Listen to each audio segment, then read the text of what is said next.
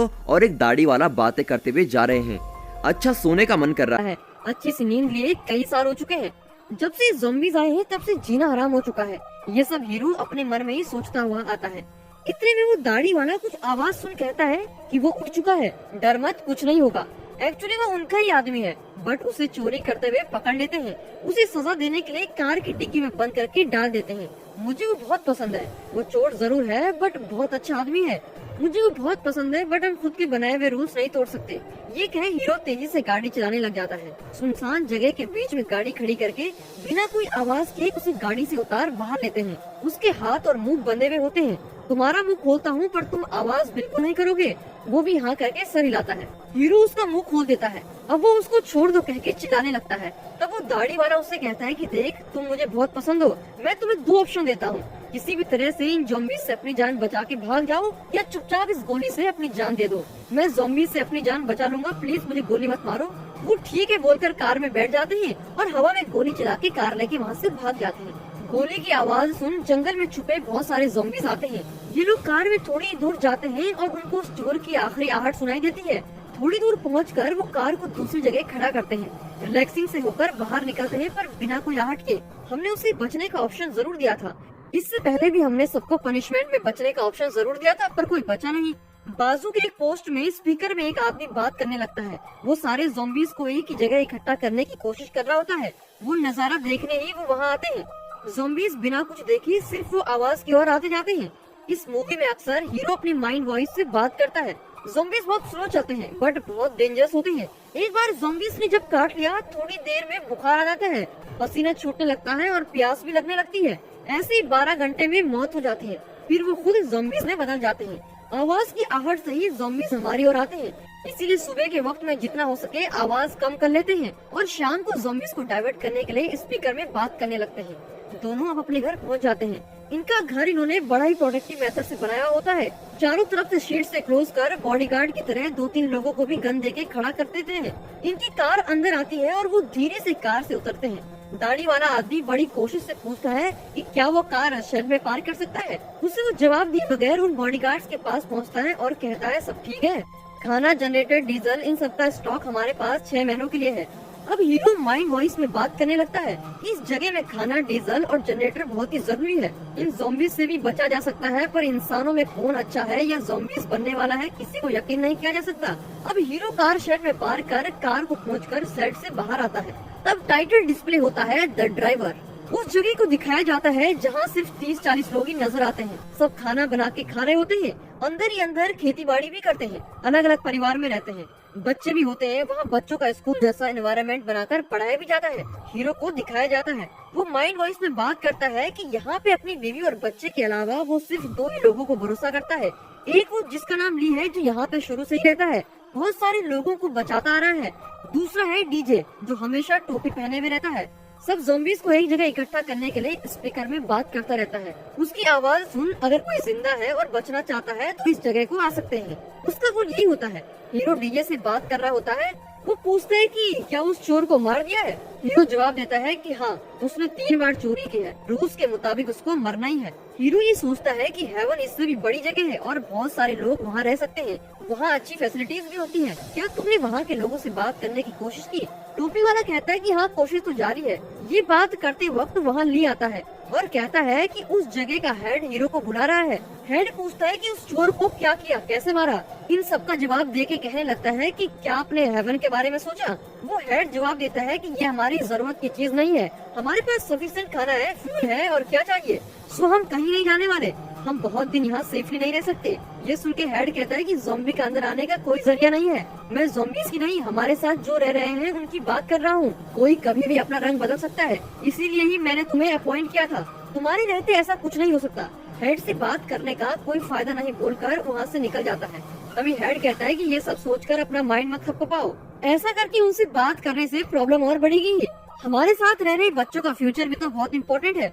तुम्हारी बच्ची का फ्यूचर कभी सोचा है? मेरी जिंदगी का बस यही एक गोल है। वो कहे हीरो वहाँ से चला जाता है। ऐसा तो नहीं होगा पर फिर भी पूछता हूँ कि अगर आप ऐसे सिचुएशन में होंगे तो आप क्या करेंगे? क्या आसपास के लोगों पर भरोसा करेंगे या सबसे अलर्ट रहेंगे? आप अपना पॉइंट ऑफ व्यू कमेंट में जरूर शेयर कीजिएगा। हीरो चलने लगता है। तभी वहाँ उस चोर की माँ रोते हुए आती है। वो कहती है कि तुम एक जानवर हो, तुमने मेरे इकलौते बेटे को मार दिया। बिलख बिलख के रोने लगती है। आसपास के सभी लोग ये नजारा देखने लगते हैं। हीरो कुछ कहे बिना बस सीधा खड़ा रहता है और एक लड़की हीरो से माफी मांग उस चोर की माँ को वहाँ से ले जाने लगती है।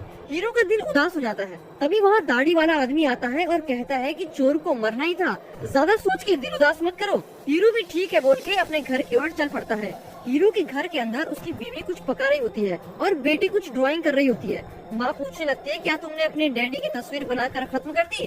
जिसका वो जवाब देती है कि अभी थोड़ी बाकी है, डैडी को पोज देना है पर वो आ ही नहीं रहे हैं, वो बिजी रहते हैं, उनके पास टाइम नहीं होगा। टेबल पे खाना रख के बेटी से प्यार से गले लगने लगता है। हीरोइन कहती है कि पहले नहा के आ जाओ। नेक्स्ट सीन पे हीरो हीरोइन और उनकी बेटी खुशी खुशी से डिनर कर रहे होते हैं। डिनर खत्म होने पर बेटी कहती है कि माँ मैं आपको ड्रॉप करना चाहती हूँ, प्लीज पोज दीजिए ना, 5 मिनट माँ से बात करके आता हूँ। ये सुन बेटी उतरकर चली जाती है। हीरोइन पूछती है कि वो कहाँ गए थे? तुम्हारे सवाल में ही सारे जवाब भी है। हमारी फैमिली को सभी लोग अलग निगाह से देखते हैं, अगर वो चोर भी है तो क्यों मरना चाहिए? सब उस लड़के को पसंद करते थे, उसे मार के हम सबके दुश्मन बन गए हैं। अब हमारा यहाँ से जाने का टाइम आ चुका है। कहाँ जाएंगे, कैसे जाएंगे? जो मुमकिन नहीं है उसकी बात क्यों करते हो? हम हेवन जा सकते हैं, कार में खाने की सामग्री, फ्यूल, सभी आवश्यक चीजें हैं वहाँ पर। हम अगर नॉर्थ की ओर चले तो और भी सेफ रह सकते हैं। हमारी 12 साल की उम्र की बेटी की तरह मत बात कीजिए। आप ऐसी जगह का जिक्र कर रहे हैं जिसका होना या ना होना ये साबित नहीं है। अब दोनों में थोड़ा हीटेड कॉन्वर्सेशन शुरू होने लगता है। तब हीरो माफी मांगने लगता है और कहता है कि हाँ मुझे माफ कर दीजिए, मैं ही गलत था। तभी उनकी बेटी वहाँ पहुँच जाती है। हीरो की ड्राइंग बनाने के लिए उसे अपने रूम की ओर ले चलती है। उसके रूम में ऑलरेडी बहुत सारी ड्राइंग्स रंगी हुई है। थोड़ी ही देर में हीरो की ड्राइंग कर लेती है। तभी हीरोइन वहाँ पहुँच के हीरो को वहाँ से ले जाती है। आधी रात में दूसरे बॉडीगार्ड अलर्ट मोड में चेक करते हैं कि कोई आ तो नहीं रहा है। दाढ़ी वाला कहता है कि मैं चेक करता हूँ और बाइनोकुलर हाथ में लेकर चेक करता रहता है। तो उसे दिखाई देता है कि 8 से 10 लोग हाथ में गन्स, बैट्स वगैरह लिए हुए उनकी ओर अटैक करने के लिए आ रहे हैं। बट वो बॉडीगार्ड्स को नहीं बताता और कहता है कि सब कुछ ठीक है, ये दाढ़ी वाले का ही प्लान रहता है। वो वहाँ के हेड को मारकर वहाँ का हेड बनना चाहता है। बाहर की उसकी टीम बॉडीगार्ड पे हमला करने लगती है। तभी एक बॉम्ब एक्सप्लोजन हो जाता है। हीरो उस एक्सप्लोजन की आवाज से जाकर समझ जाता है कि हम पे अटैक हो रहा है। वो जल्दी से हीरोइन को जगाकर बैकपैक करने को कहता है। अब इस एक्सप्लोजन की आवाज से ज़ॉम्बी भी उन लोगों की ओर आने लगते हैं। दाढ़ी वाले की टीम अंधों की तरह सभी पर गोलियां चला रहे होते हैं और सभी को मार पीटने लगते हैं। तभी वो टोपी वाला स्पीकर में बात कर रहा होता है। गोलियों की आवाज सुन वो भी अलर्ट हो जाता है। माइक में कहता है कि उसकी जगह पर भी अटैक होने लग गया है। नॉर्थ की तरफ सेफ है, वहाँ हेवन है, मैं भी उसी ओर जा रहा हूँ। हीरो उस दाढ़ी वाले की टीम को एक करके शूट करते हुए जा रहा है। उसी वक्त ली हेड को भी इन्फॉर्म कर देता है कि उनकी जगह पे अटैक हो रहा है, मुझे सेफ रखना ही तुम्हारा काम है, नीचे जाकर ये देखो कि कोई ऊपर न आए। ली अब दाढ़ी वाले की टीम पर अटैक करना शुरू कर देता है। ज़ॉम्बीज़ अब मरे हुए लोगों पे भी अटैक करने लगते हैं। अब दाढ़ी वाला हेड को मिलने के लिए ऊपर चलता है। ली समझता है दाढ़ी वाला तो भरोसेमंद है, सो उसे नहीं रोकता। दाढ़ी वाला उस हेड को शूट कर देता है। नीचे उतरते वक्त हीरो उसे देख के समझ लेता है कि ये धोखेबाज है। अब वो दाढ़ी वाले को शूट करने लगता है। यहाँ हीरोइन सब सामान लिए बाहर आ रही है और सब जो एक सेफ रूम में दबे हुए हैं वहाँ नॉक करती है, पर कोई डर के मारे दरवाजा ही नहीं खोलता। अब हीरोइन को समझ नहीं आता कि वो क्या करे, कहाँ जाए। यहाँ दाढ़ी वाला ज़ॉम्बीज़ के जंगल में फंस जाता है। ज़ॉम्बीज़ उसको काटने ही वाले होते हैं कि हीरो उन सभी ज़ॉम्बीज़ को शूट कर देता है और अपने हाथों से ही उस दाढ़ी वाले को शूट कर देता है। दूसरी तरफ ली दाढ़ी वाले की टीम और ज़ॉम्बीज़ का सामना कर रहे होते हैं और हीरो भी उन लोगों को शूट करते हुए आगे बढ़ता ही चला जाता है। थोड़ी देर में एक आदमी हीरो पर बहुत बुरी तरीके से अटैक करने लगता है, गला भी बहुत जोर से दबाने लगता है। तभी एक ज़ॉम्बीज़ उसके पीछे से खींचकर ले चलता है। वहाँ से बचकर भागता है और देखता है कि ली को एक ज़ॉम्बीज़ काट रहा होता है। उस ज़ॉम्बीज़ को गोली मार देता है और ज़ॉम्बीज़ काट लेने के कारण वो ली को भी गोली मार देता है। हीरोइन और उसकी बेटी इधर उधर भटकते रहते हैं कि कहाँ चले। तभी उनको एक छोटा बच्चा नजर आता है। हीरोइन की बेटी उसको हाथ में लेके चलती है। हीरोइन शुरू से ही गेट के उस पार जाने की कोशिश में लगी रहती है, पर उस आहट से वहाँ के ज़ॉम्बीज़ आने लगते हैं। एक हाथ से गेट खोल दूसरे हाथ से ज़ॉम्बीज़ को शूट करती चलती है। हीरोइन की बेटी उस बच्चे को लेके गेट के उस पार चली जाती है। इस वक्त ज़ॉम्बीज़ हीरोइन को काट देते हैं और हीरो पर भी अटैक करने ही वाले होते हैं कि हीरो अलर्ट तरीके से हटा देता है। हीरो और उसकी बेटी हीरोइन को देखने चलते हैं। किसी भी तरीके से माँ को बचाइए डैडी, ये कहते हुए बेटी बहुत रोती है। तब हीरो सोचता है कि ज़ॉम्बी में बदलने के बदले उसको मार देना ही ठीक है। आई लव यू बोलकर हीरोइन को मार देता है। अब हीरो और बेटी कार में बैठकर दूर चले जाते हैं। सुबह हो जाती है। अब वो सोचने लगता है कि हेवन जाना जरूरी है, बट वो कहाँ है पता नहीं। यहाँ के लोग उसका यकीन भी नहीं करते। उसको एक टाइम पे एक फैमिली मिलती है जिनका एक्सीडेंट हुआ होता है। सिर्फ एक आदमी ही बच पाता है उस एक्सीडेंट से। उस आदमी ने मरते मरते ये कहा कि हेवन नाम की एक जगह है जो बिल्कुल सेफ है। हम भी वहीं जा रहे थे। वहाँ मिलिट्री डॉक्टर्स कौन है मालूम नहीं, पर वो जगह किसी भी तरीके से मैं ढूंढ निकालूंगा। एक जगह जाने पर पानी नजर आता है। वो वहाँ उस गाड़ी को रोकता है और बेटी को नींद से जगाता है। इशारा करता है कि वो आवाज ना करे। बेटी की आंख खुलते ही माँ की याद आ जाती है। बेबस निगाहों से रोने लगती है बेचारी। थोड़ी देर में पानी की ओर बैठ बेटी धीरे से पूछती है कि ज़ॉम्बीज़ वहाँ कैसे पहुँचे। वो कहता है कि दाढ़ी वाले ने धोखा दे दिया, इसलिए हम इस मुकाम पर हैं। उस एक आदमी की वजह से कोई भी जिंदा नहीं है ना डैडी। देखो इतनी आवाज से मत बात करो, हम यहाँ बिल्कुल ही सेफ नहीं है। ज़ॉम्बीज़ चारों ओर कहीं भी हो सकते हैं। ऐसे बात करते हुए वो नोटिस करती है कि हीरो के हाथ से भी खून निकल रहा होता है। वो पूछती है डैडी ये कैसे हुआ। वो बोलता है कि बुलेट लगने के कारण हुआ होगा। अच्छा तुम अपना काम देखो, मैं इसको पोंछ लेता हूँ। उसके जाने के बाद टी शर्ट का स्लीव हटा के देखता तो मालूम होता है कि उसे भी एक ज़ॉम्बी ने काटा हुआ है। ये देखकर वो बिल्कुल शॉक होने लगता है। अब वो गहरी सोच में लग जाता है। मेरी बेटी क्या करेगी, कैसे जिएगी, मेरे पास तो सिर्फ 12 घंटे ही है। मैं ज़ॉम्बी में बदलने वाला हूँ। उसका पसीना छूटने लगता है, तबीयत भी बिगड़ने लगती है और फिर अपनी बेटी के पास कुछ नहीं दिखाता। अब वो वहाँ से निकलने लगते हैं तो बेटी दूर भी एक ज़ॉम्बी पे इशारा करती है। हीरो कहता है कि बिना आवाज के कार में चढ़ो। कार का दरवाजा बंद होने की आवाज से ज़ॉम्बी उनकी ओर भागते हुए आने लगता है और वो कार को तेजी से लेके आगे चलते हैं। सिर्फ 12 घंटे ही है मेरे पास। किसी भी तरह इतने टाइम में मुझे हेवन फाइंड करना होगा और मेरी बेटी को मुझे वहाँ पहुँचाना ही होगा। वो बिस्किट्स खाते हुए कार में जाते हैं। हीरो कहता है कि तुम्हें गन शूटिंग सीख लेना चाहिए। वो सरप्राइज होकर जवाब देती है क्या गन शूटिंग क्यों। फिर हीरो अपनी गन निकाल के बेटी के हवाले करता है। गन को किस एंगल से पकड़ना है, कैसे लोड करना है, उसको सब कुछ सिखाता है। ये सब कुछ वो रास्ते में बोलता हुआ आ रहा है। वो भी सीखते सीखते सब कुछ करने भी लगती है। वो 2-3 बार करने को कहता है। चलाते चलाते रोड पे कुछ एम कर उसको शूट करने को भी कहता है। वो विंडोज के शीशे भी नीचे करता है। वो भी एम करने लगती है। अब कहता है कि बिना बुलेट के गोली मारे जैसा करके देखो। हीरो भी उस निशाने को देखते हुए कहता है कि अगर तुम गोली मारती तो निशाना वहीं पे लगता। वो शॉक्ड हो जाती है और पूछती कि डैडी आपको शूटिंग के बारे में इतना सब कुछ कैसे मालूम है। वो कहता है कि ज़ॉम्बीज़ के आने से पहले मैं एक खूनी था जो पैसों के लिए लोगों का कत्ल करता था। शूटिंग तो सब मेरे बाएं हाथ का खेल है। बेटी अब स्पीचलेस हो जाती है। पूछती है कि क्या वो फिर से प्रैक्टिस करें। अब फिर से कार से बाहर शूट करने लगती है। वो ठीक से शूटिंग कर रही है या नहीं हीरो उसको चलते चलते बता रहा होता है। थोड़ी देर में वो कार रोक लेते हैं। उसकी बॉडी टायर्ड होने लगती है। वो ढेर सारा पानी पीने लगता है। उसे खुद ही मालूम नहीं होता कि वो कितनी और देर जिंदा रहेगा। सो विद इन दैट बेटी हर चीज सीखना चाहती है। वो कहता है कि तुम्हें कार चलाना भी सीखना चाहिए। बेटी बिल्कुल ही सरप्राइज है क्योंकि अभी गोली चलाना उसने ठीक से नहीं सीखा और अब कार। अब वो ड्राइवर सीट पे बैठ जाती है और हीरो उसको सारी इंस्ट्रक्शन बता रहा होता है। ये ऑटोमेटिक कार है, तो सिर्फ एक्सीलरेटर देना ही काफी है। अब वो चलाना शुरू करती है। शुरू में डर की वजह से हिचकिचाती है, पर रोड खाली होने की वजह से थोड़ी देर में ठीक से चलाने लगती है। हीरो ये देखकर थोड़ा रिलीव्ड होता है। अब हीरो कुछ सोचते हुए मुस्कुराने लगता है और कहता है हैप्पी बर्थडे। वो कहती है डैडी मेरा बर्थडे तो कल है, माँ के गुजरे हुए 1 दिन हुआ है, इसलिए मैं अपना बर्थडे नहीं मनाऊंगी। वो कहता है मैं जो बोलूंगा ये थोड़ा ओवर ही लगेगा। इस पॉइंट में हम दोनों जिंदा हैं, ये सोच के खुश होना चाहिए। इस वक्त तुम्हारे साथ बिताया हुआ हर पल मेरे लिए बहुत स्पेशल है। ये कहने के बाद हैप्पी बर्थडे सॉन्ग गाने लगता है। तभी गाड़ी चलाते चलाते कुछ दिखाई देने पर सडन ब्रेक मार देती है। देखा तो वहाँ 3 लोग खड़े हुए हैं, जिसमें से एक आदमी सीधा कार पर निशाना लगा रहा होता है। हीरो कार के अंदर से गन को लोड करते हुए बाहर उतर के लाइटिंग की स्पीड से सबको टक टक गोली मार देता है। तीसरे आदमी को बोलता है कि वो गिरा हुआ पेड़ हटा दो। वो भी हटा देता है। फिर उसे गोली मार के चलते हुए आगे बढ़ जाते हैं। बेटी पूछती है कि क्या उसने गलत चला दिया। हीरो कहता है कि नहीं, तुमने बिल्कुल सही चलाई। ये लोग कौन थे डैडी। वो कहता है कि ये भी उन लोगों की तरह गुंडे ही थे।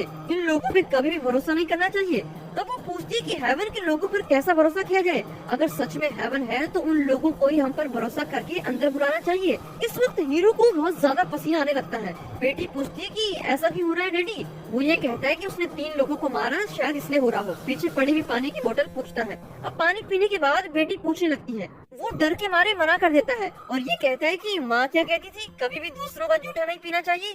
वो भी ये बात मानकर दूसरी बोतल से पी लेती है। हीरो की एटीट्यूड में थोड़ा बदलाव आने लगता है। थोड़ी देर में एक पेट्रोल पंप नजर आता है। पेट्रोल टैंक फिल कर लेते हैं, ये सोच के गाड़ी रोक लेता है। वहाँ 2 लोगों को मरा पड़ा देखते हैं। ये अभी अभी मरे हैं। वो गन को अपनी बेटी के पास दे देता है और कहता है कि मैं टैंक फिल कर रहा हूँ और निगरानी करना, और कोई भी दिखाई दे तो उसको शूट कर देना। दोनों कार से उतरते हैं। हीरो पेट्रोल फिल कर रहा होता है और बेटी इधर उधर देख रही होती है। बेडरूम फिल करने को आवाज से एक ज़ॉम्बी आने लगते हैं। वो हीरो को अलर्ट कर देती है। हीरो उसको शूट करने को कहता है। वो निशाना जरूर लगाती है पर गोली चलाने की हिम्मत नहीं होती। उस ज़ॉम्बी के पास आते ही हीरो उसको गोली से मार देता है। गोली की आवाज से बहुत सारे ज़ॉम्बीज आएंगे। ये जानकर दोनों कार में बैठ जाते हैं और दूर जाने लगते हैं। मुझसे गोली चली ही नहीं, ये सोच और बहुत फील करती है। हीरो उसको कंसोल करता है कि कोई बात नहीं, फिर भी वो कन्विंस नहीं होती। वो कहती है कि अगर थोड़ी देर हो जाती तो मैं भी माँ की तरह ज़ॉम्बीज का शिकार बन जाती। मुझे ठीक से निशाना लगाने की प्रैक्टिस करवा दीजिए ना। ठीक है बोल के बाजू वाले एक ग्राउंड ले चलता है। वो माइंड में सोचता है मुझे एक ही कला आती है जो है शूटिंग। तभी उसे चक्कर आने लगते हैं, पसीना निकलने लगता है और ये सब बेटी नोटिस कर लेती है। बहुत जल्द उसको सारा सच बोलना पड़ेगा पर उससे पहले उसे हर तरीके से ट्रेन भी करना पड़ेगा। कार की डिग्गी से एक बहुत बड़ी गन निकालता है और निशाना लगाना शुरू कर देता है। दूर वाले ज़ॉम्बी को हम आराम से निशाना लगा सकते हैं। ये बोलकर वो उसको एक पेड़ के नीचे ले चलता है। इस पेड़ के नीचे से हर एंगल से फोकस किया जा सकता है। उसे गन लोडिंग भी सिखाकर हाथ में गोले भी देता है। तुम ही हर ज़ॉम्बी पे फोकस करोगी, ये कहकर वो आसमान में गोली चला देता है। आवाज सुनकर ज़ॉम्बीज आने लगते हैं। अब वो पहले वाले ज़ॉम्बी को एक ही शॉट में मार उड़ा देती है। दूसरे वाले ज़ॉम्बी पे निशाना लगाती है पर 2-3 बार गोली मारनी पड़ती है। यहाँ हीरो बेटी की कोई हेल्प नहीं कर रहा। वो खुद से सारे ज़ॉम्बीज को शूट करते हुए जा रही थी। अब सारी डायरेक्शन से ज़ॉम्बी आने लगते हैं। तब हीरो ज़ॉम्बीज को शूट करने में उतर जाता है। एक ज़ॉम्बी बेटी के बहुत नजदीक आने लगता है। वो बड़ी गन छोड़ के छोटी गन से मारने की कोशिश करती है पर निशाना थोड़ा चुक रहा होता है। तब हीरो उस ज़ॉम्बी को मार देता है और कहता है कि अब यहाँ रहना सेफ नहीं है। दोनों कार की ओर चलते हैं। डिक्की का दरवाजा बंद करते वक्त हीरो को चक्कर आ जाते हैं। फिर भी किसी भी तरह मैनेज करते हुए कार के अंदर बैठ जाता है। अब वो तेजी से जा रहे होते हैं। अब हीरो को ज्यादा ही पसीना छूटने लगता है। उसके बदन में कुछ कुछ रिएक्शन हो रहे होते हैं। वो ज्यादा पानी पी रहा था। ये सब देखकर बेटी पूछती है कि आपको ज़ॉम्बी ने काट दिया है ना, सच सच बताइए मुझे। वो हाँ बोल देता है। वो गुस्से से कार रोक के कहती है कि डैडी आपने मुझसे ये सब क्यों छुपाया। उसके आंसू नहीं रुक रहे होते हैं। तुम्हें स्ट्रॉन्ग बनना चाहिए था इसलिए। वो कहती है कि माँ बाप के बिना मैं कैसे स्ट्रॉन्ग रह सकती हूँ। इमोशनल होते हुए वो उसे गले लगने लगती है बट हीरो रोक देता है। मेरे पसीने से तुम ज़ॉम्बी शिकार हो सकती हो या नहीं मुझे मालूम नहीं, फिर भी मुझसे दूर रहने में ही भलाई है। ये सुन बेटी का दिल टूटकर बाजू वाले जंगल में भागने लगती है। हीरो भी उसके पीछे भागने लगता है। भागते भागते लड़की पुराने वाले घर में घुस जाती है। वहाँ एक ज़ॉम्बी उसका पीछा करने लगता है। वो शूट करने वाली ही होती है कि तभी एक ज़ॉम्बी उसे नीचे धकेलकर उसे काटने की कोशिश करता है। उसी वक्त हीरो वहाँ पहुँच के सारे ज़ॉम्बी को शूट करने लगता है। तभी एक ज़ॉम्बी उसकी कमर पे काट देता है। हीरो से भागा नहीं जा रहा, वो गिर गिर के भाग रहा था। हर तरफ से ज़ॉम्बी आने लगते हैं। दोनों बैक टू बैक शूटिंग करने लगते हैं। लेकिन पॉइंट ऐसा होता है कि ज़ॉम्बी हर तरफ से घेरने लगते हैं। तब हीरो सोचता है कि बेटी को ज़ॉम्बी के हाथों मरना बहुत पेनफुल होगा, मैं खुद गोली मार दूंगा। उस वक्त बाजू से गोलियों की आवाज आती है। दूर की ज़ॉम्बीज को बड़ी तेजी से मार उड़ा रही थी। दोनों एक दूसरे का इंट्रो कर देते हैं। हीरो अपना फ्लैशबैक में बताता है कि कैसे उसकी जगह पे ज़ॉम्बीज ने अटैक किया और वो हेवन को ढूंढ रहे जा रहे थे। हम भी हेवन को ही जा रहे हैं। हीरो को चोट लगने की वजह से सेल्विया कार चलाती है। वो हीरो की चोट और कार के फ्यूल के बारे में बात करते हुए आ रहे हैं। ज़ॉम्बी की चोट की जगह एक प्लास्टर डाल के ब्लड फ्लो को कंट्रोल रखना है। मैं तो मरने ही वाला हूँ, ये सब क्यों? पर रोज कहती है कि ऐसे ब्लड फ्लो होने से आप जल्दी मर जाओगे। ये लीजिए बैंडेज रखिए। थोड़ी देर बाद हीरो बैक सीट में चला जाता है। रोज रेडियो ऑन करती है। उसमें एक लड़की की आवाज आती है। वो कहती है कि अगर आप मेरी आवाज को सुन रहे हो तो आप सही डायरेक्शन में चल रही हो। हेवन का आने का रास्ता बोलने लगती है। वहाँ बड़े केयरफुल से आना होगा, जहाँ आपको हजारों ज़ॉम्बीज का सामना करना होगा और बड़ी तेजी से हर काम को करना होगा। ये सुन सब खुश हो जाते हैं और ये जानकर कि सच में हेवन नाम की एक जगह है। हेवन में डॉक्टर्स होंगे। डैडी आप वहाँ ठीक हो जाएंगे। हीरो माइंड वॉइस में बात करता है कि उसको कोई ठीक नहीं कर सकता। हीरो अब सोने लगता है। बाकी तीनों में अच्छी बॉन्डिंग होने लगती है। वो सब चीजें शेयर करने लगते हैं। रेडियो की डायरेक्शन के जरिए कार एक जगह रुक जाती है जहाँ से उनको चल के जाना होता है। अब तीनों बिल्कुल रेडी होते हैं। हीरो अपने माइंड वॉइस में बोलता है, हर बेटी को अपने बाप से जुदा होना होता है, पर मेरा सिचुएशन किसी को ना आए। अब हीरो और उसकी बेटी कार से उतरते हैं और वो कहता है कि तुम बिल्कुल अपनी माँ की तरह बनना, तुम हमारे लिए जिंदा रहना। ये बोलते बोलते उसको रोना आ जाता है। टाइम हो चुका है, अब तुम जाओ, ये कहे वो बेटी को उस तरफ भेज देता है। अब हीरो आसमान में फिर से गोली चला देता है, जिससे बहुत सारे ज़ॉम्बीज उसकी ओर अट्रैक्ट हो जाते हैं। अब वो कार में बैठ जाता है। ये तीनों जंगल में तेजी से भागने लगते हैं।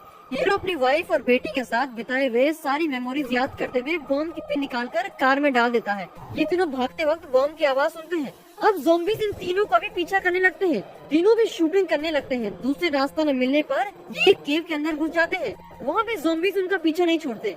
हजारों की ज़ॉम्बीज, गन में नो बुलेट्स, इस सिचुएशन में क्या करें ये सोच तीनों बड़े शौक में खड़े हुए होते हैं। सडनली एक सायरन की आवाज आने लगती है और सारे ज़ॉम्बीज उस ओर भाग जाते हैं। अब थोड़े लोग उन ज़ॉम्बीज को मारने लगते हैं। अब वो तीनों इन लड़कियों के पास आकर कहते हैं कि वेलकम टू हेवन। इस सीन में मूवी खत्म हो जाती है। ये मूवी आप लोगों को कैसे लगी कमेंट सेक्शन में जरूर बताइएगा। And finally thanks for watching.